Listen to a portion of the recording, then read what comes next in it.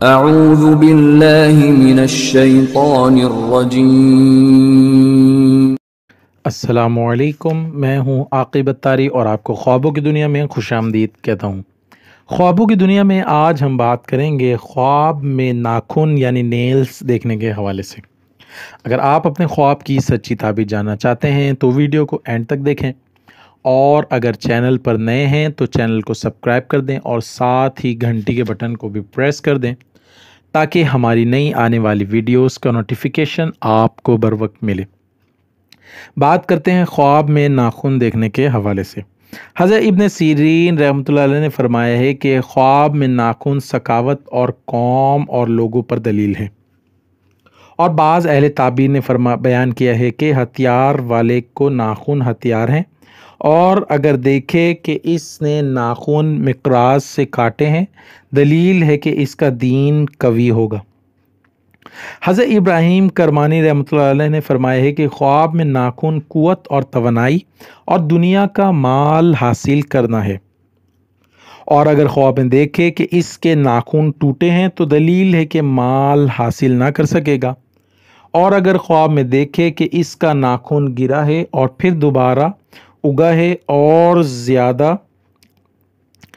ہوا ہے تو دلیل ہے کہ اس کا کام اچھا ہوگا اور بہت سا مال حاصل کرے گا، اور اگر خواب میں دیکھے کہ اس کے ناخن سیاہ اور نیلے ہوئے ہیں تو مصیبت پر دلیل ہے، صاحب خواب پریشانیوں میں گر جائے گا، اور اگر خواب میں دیکھے کہ اس کے ناخن اس قدر دراز ہوئے ہیں کہ ٹوٹنے کا خوف ہے تو اس کی تعویل بری ہے، اور اگر دیکھے کہ اس کے ناخن جڑ سے کٹے ہیں اور متغیر ہوئے ہیں تو اس کے کاموں میں بستگی پر دلیل ہے۔ حضرت جعفر مغربی رحمۃ اللہ علیہ نے فرمایا ہے کہ اگر کوئی شخص خواب میں دیکھے کہ اس کے ناخن ہدیٰ دال پر ہیں تو دین اور دنیا کے صلاح پر دلیل ہے، اور اگر خواب میں دیکھے کہ اس نے ناخن راست کیے ہیں تو دلیل ہے کہ بہت مال پائے گا،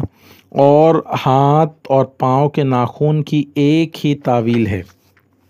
اور بعض اہل تعبیر بیان کیا ہے کہ ہاتھ کے ناخنوں کی تعویل مال حاصل کرنا ہے، اور پاؤں کے ناخنوں کی تعویل بھی مال ہی ہے۔ حضرت جعفر صادق رحمۃ اللہ علیہ نے فرمایا ہے کہ خواب میں ناخن کا دیکھنا 6 وجہ پر ہے۔ نمبر 1 قوت و توانائی، نمبر 2 لوگوں کی مقدار دنیا میں، نمبر 3 دلیری، نمبر 4 فرزند، نمبر 5 منصب، اور نمبر 6 غلام زادے یا برادر زادے۔ اللہ پاک سے دعا ہے اللہ پاک ہمیں دین و دنیا میں کامیابی عطا کرے اور دشمن کے شر سے محفوظ رکھے۔ صلو علی الحبیب صلی اللہ تعالی علی محمد۔